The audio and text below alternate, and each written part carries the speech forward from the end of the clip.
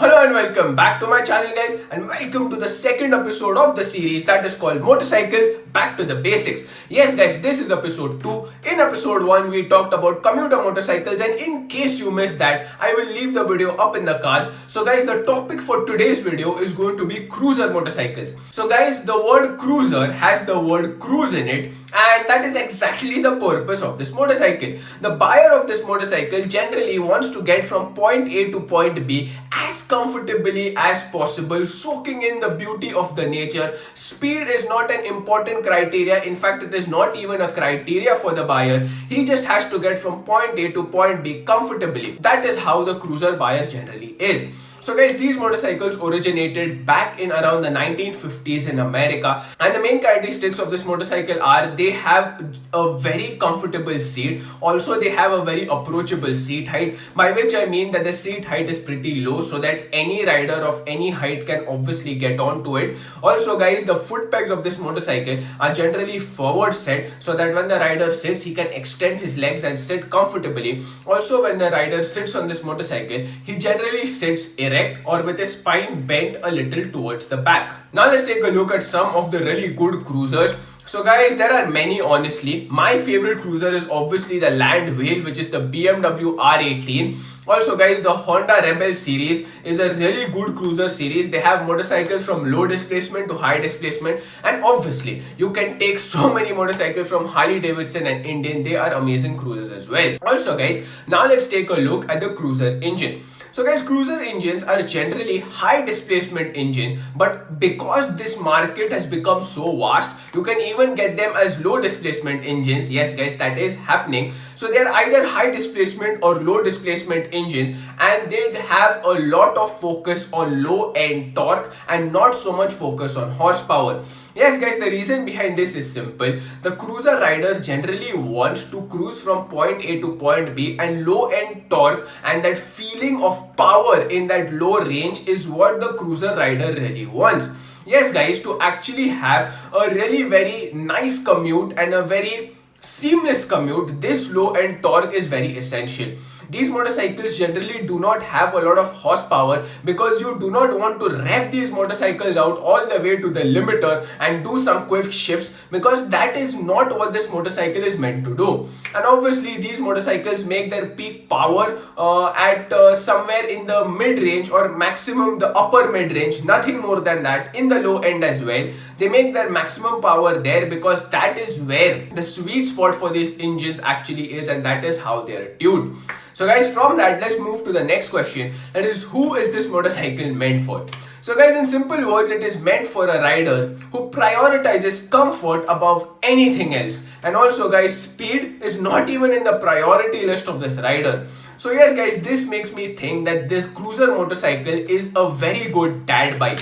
Yes guys, generally adventure tourers and cruisers are really great dad bikes. There are many reasons for this guys. Firstly, obviously the seat height is very approachable, so anyone can ride this motorcycle. Secondly guys, the comfort factor is what generally attracts the older audience to this motorcycle. You can have all the fun and pleasure of motorcycling in a very comfortable way. So guys, as opposed to that, if you would choose a very sporty motorcycle, what happens is you sit in a very aggressive position, and because of that guys, you have to sit kind of cocooned onto your seat, and that actually puts a lot of pressure on your back. And the older audience or the dads out there, they generally do not want to actually sit in that cocooned position for a long time. That could give strain to their backs and wrist and also to their whole body. So that is why I feel that this motorcycle generally caters very well to the older audience. But that does not mean guys, this motorcycle does not do well with the younger audience. The younger audience, there are obviously people who prefer cruisers who are young. So yeah, there is a market for that as well.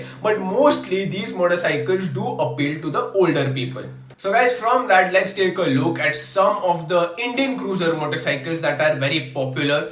So guys, firstly, the motorcycle that comes to mind is the RE Meteor. It is a very popular cruiser in India. I don't really like it so much, but yeah, it's a really popular motorcycle. Some cruisers that I like is obviously the Honda CB Highness 350. That is a really good cruiser in my opinion. The Java 42 is another good cruiser, and also guys, making a comeback into the Indian market is obviously the YSD. YSD has also got a new cruiser into the Indian market, and that is a good one from the initial impressions that I've seen as well. Also guys, from that let's move on to the next question, which is what is the recipe followed by the manufacturer when they're making a cruiser motorcycle? So guys, when a manufacturer is making the cruiser motorcycle, firstly their focus is on the styling, and the styling has to be retro. The retro design of this motorcycle is what attracts the cruiser buyer. Also guys, the design of this motorcycle could be modern retro to fit in with the time right now, but retro over here is the main word guys. Also discussed earlier, the engine of this motorcycle could be low displacement or high displacement, with obviously a lot of focus on the low end torque and not much focus on the horsepower. Also, you see guys, the instrument console or the dial on this motorcycle is very much in tandem with the retro design. It looks really good and it basically overall suits the motorcycle. Just because it is of the retro design, don't think that it does not have the latest bells or whistles. Guys, whatever the latest technology is, as you go higher up in the price range, those cruisers are absolutely equipped with it. They have the latest technology, but it looks really good to my eyes, at least in that retro packaging, and I really like that. Also guys, another important factor that is used on cruiser motorcycles by some manufacturers is chrome. Yes, cruisers do get a lot of chrome, especially on the pipes guys. From that, let's talk about the gearbox. The gearbox could be a 5-speed or a 6-speed unit depending upon the manufacturer as well as the displacement.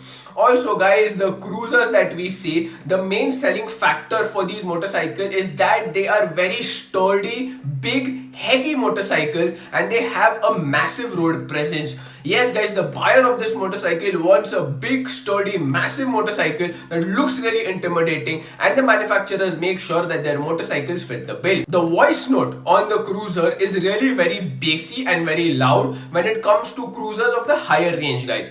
Also guys, I discussed earlier, the seat of this cruiser motorcycle has one focus, and that focus is comfort. The seat of a cruiser motorcycle, you can basically call it a sofa guys. The main focus of the manufacturer is to give a seat that is so comfortable that the rider can absolutely enjoy his journey. So the main focus is comfort, and the second focus I discussed earlier is the seat height. The seat height has to be approachable and it is almost accessible to any rider.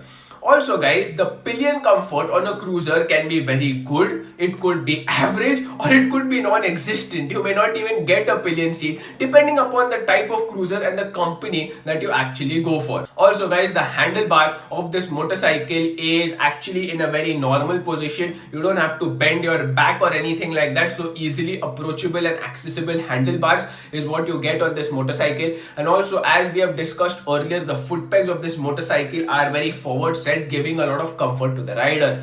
So when a manufacturer is making a cruiser guys, to sum it all up, he is basically trying to make a motorcycle that is in tandem with the retro styling. It is a motorcycle that has a big, huge, massive road presence, intimidating road presence. It is a motorcycle that is geared towards the comfort of the rider, and it basically gives the rider a lot of low end torque to enjoy. So wherever he is going in his journey, he can absolutely feel the power surge through the motorcycle. So that is it guys. I hope you understood what a cruiser is, what makes a good cruiser motorcycle. If you learned something new guys, if you liked what you see, please hit the like button. If you dislike what you see, hit the dislike button twice. Also guys, if you're new to my channel, please make sure you hit the subscribe button, ding the notification bell. I will be getting more such content for you very soon. With that guys, I'll see you in the next video. Bye bye.